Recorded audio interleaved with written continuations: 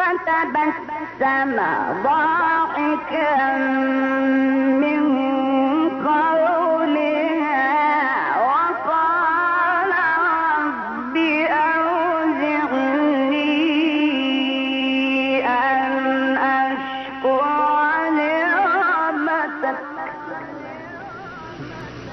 حتى